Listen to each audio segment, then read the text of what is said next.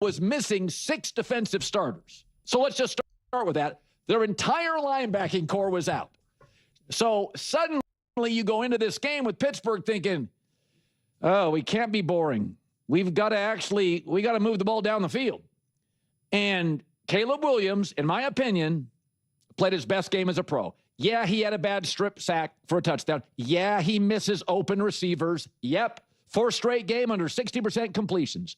But Ben and Caleb is a marriage, and both are helping each other out. Ben has provided creative play design and creative play calling, and he's created some structure and focused on the run game. And Caleb is giving Ben Johnson the horsepower that Jared Goff in Detroit could have only dreamed of. It is a marriage, not of convenience. It works. It's never going to be perfect. Caleb gives you all this horsepower, but he does miss some throws. It's just, it's just part of his game. And I said this, I'll always take the upside for some struggles in accuracy. And Ben and Caleb are both incredibly gifted.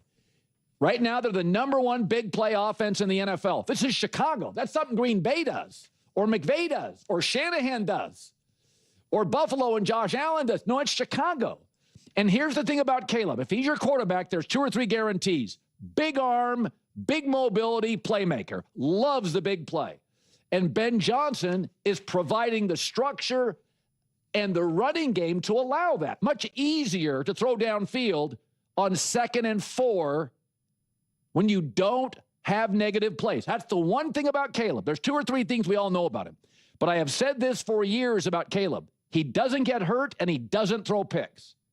If you provide him with a decent structure to play within and a foundational running game, then those big plays are easier. It sucks the linebackers in. It gives him more space. He's going to make plays with his feet, and he's got a huge arm. But he just needs structure. He needs a run game. And he's obviously coachable because he's completely eliminated the negative plays. 11 games, he's been sacked 11 times. Now just think about that. That's not because pass rushes died. It's not just because they improved the offensive line. If you're sacked 68 times and it's down to 11, you are coachable. And a lot of great athletes in all sports aren't. It's genuinely amusing because Colin previously claimed he was uncoachable, and now the narrative has shifted to him being receptive. We really need to start documenting these takes. Honestly, I don't believe this was his career best performance. In my view, his outing against Minnesota was superior, especially considering it was against a more formidable defense. The variety of throws he executed, the quality of his decision-making, his mobility, the specific challenges he had to overcome, and the problems he was forced to solve were all more impressive. To me, this recent victory felt more like a Ben Johnson masterclass. It was a showcase of the defensive unit stepping up at critical moments as well.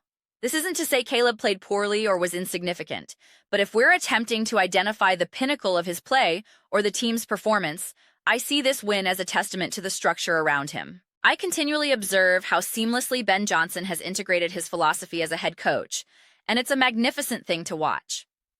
Seeing the dynamic between him and Caleb Williams, how they operate in sync, is truly outstanding.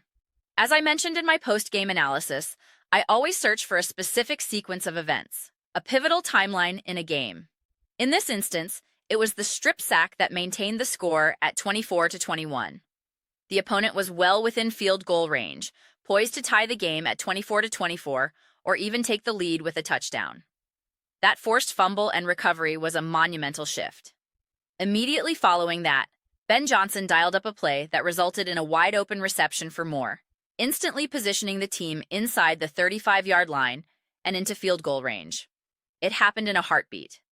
That is clinical, precision football. Those are the defining sequences that separate winning teams from the rest. I always encourage fans to watch for those chains of events, those 3 or 4 critical plays or drives that truly solidify the victory. I thought the strategic play calling was exceptional. Now regarding Caleb, he did get his hand caught in the cookie jar on one particular play. It was undoubtedly a mistake. The discourse following that, particularly on Colin's podcast, centered on how impressive it was that Caleb didn't mentally collapse afterward. This entire notion that Caleb Williams is emotionally fragile, a perception born from him hugging his mother or showing frustration during a drill, was always complete nonsense to me. Considering the adversity he navigated last season, my primary takeaway was his profound resilience. The idea that he would simply disintegrate after one poor play is baffling. I don't understand why we sometimes assume these elite athletes are so brittle. The origin of that perspective is lost on me. The Bears have now reached a level where victories over teams led by quarterbacks like Mason Rudolph or generally less imposing opponents are simply expected. Beating the Steelers under those circumstances means very little in the grand scheme. It's reminiscent of the "we're on to Cincinnati" mentality from the Belichick and Brady era. There's no reason to excessively celebrate wins against the Raiders, the Giants, or a Rudolph-led Steelers squad. My excitement is now focused on the upcoming matchup against the Philadelphia Eagles, because that contest carries legitimate stakes.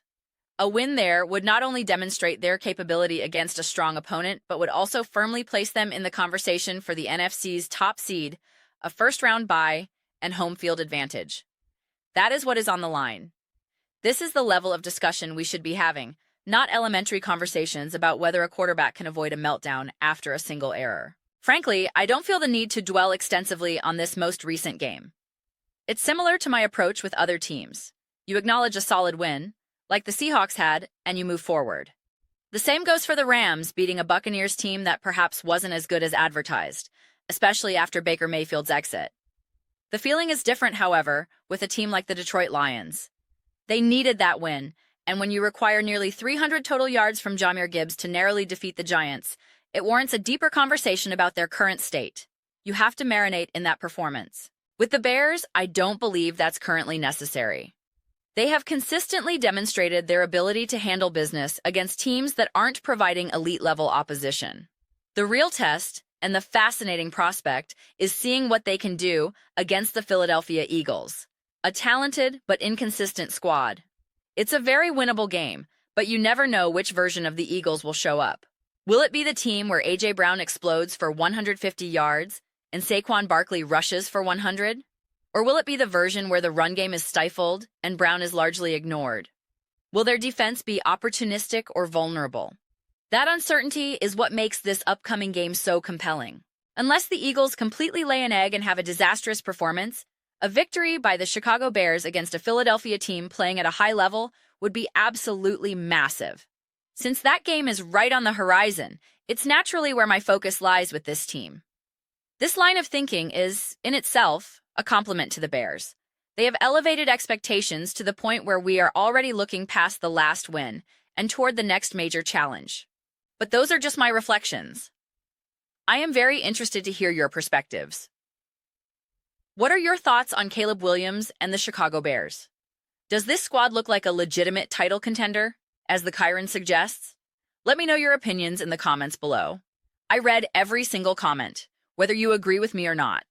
Let's engage in some lively discussions and debates, but ultimately, let's ensure we're all having a great time. Please consider subscribing to the channel. We are building a fantastic community here, and I would absolutely love to have you be a part of it. My aim is to create something we all feel a genuine connection to, something we are truly excited to participate in, and I believe we are well on our way to achieving that.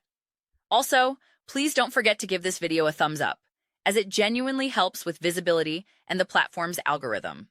Thank you so much for watching, and I'll see you next time.